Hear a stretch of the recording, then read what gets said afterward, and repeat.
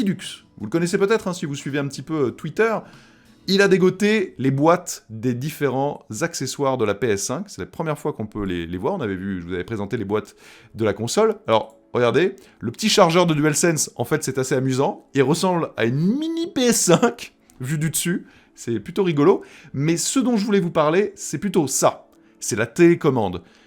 Regardez, il y avait eu un brevet au Brésil qui nous montrait que les 4 touches, effectivement, qui avaient été neutres jusqu'à présent, avaient été allouées, avec, évidemment, hein, des partenariats à Disney+, Netflix, Spotify et YouTube. Eh bien, comme vous pouvez le voir, c'est confirmé. Et donc, c'est 4 gros acteurs du streaming qui se retrouvent au cœur de l'équation de la PS5.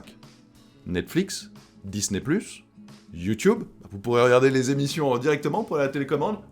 Hop, YouTube. Ah tiens, je vais me regarder un petit bistrot du jeu vidéo ce matin. Tiens, oui, une petite news. Ah, encore ? Oh mais mais l'actualité du JV est géniale. Eh ben vous pourrez. Voilà, tranquillement. Donc, je trouve que c'est assez intéressant à constater. Mais ce qui est encore plus intéressant, c'est la dernière news du jour, et c'est un brevet. Un brevet qui vient juste d'être rendu public, et qui en fait avait été déposé par Sony au Japon en mars dernier, et qui a donc été débloqué, entre guillemets, que l'on peut désormais consulter publiquement, le lendemain de la conférence PS5. Tiens donc, comme par hasard. Regardez, il est là devant vos yeux, tout écrit en japonais. De quoi s'agit-il ? Tout simplement d'un aperçu de la potentielle interface de la PS5. Hop, la voici. Regardez, c'est quand même vraiment intéressant. L'image est assez évocatrice. Donc, qu'est-ce qu'on peut y voir ? Eh bien, on y découvre en fait de nouvelles options, comme l'accès direct, par exemple, à des missions, des astuces personnalisées, la possibilité de lancer, regardez sur le côté ici, on voit il y a marqué mission, on voit qu'il y a différentes slides où en fait, on pourrait lancer des zones spécifiques d'un jeu. Ça, c'est intéressant.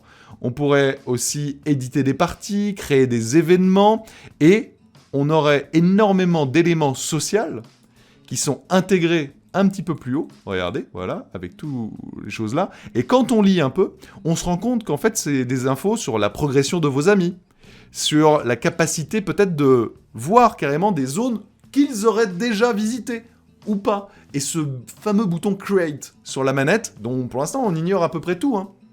Et est-ce que, comme un brevet l'avait évoqué, il ne va pas effectivement permettre d'envoyer carrément des segments de jeu, pas juste une sauvegarde, mais par exemple, vous êtes devant le boss, tiens, je te le fais, et puis essaie de le battre plus vite que moi, pour créer comme ça encore plus d'interaction entre les joueurs.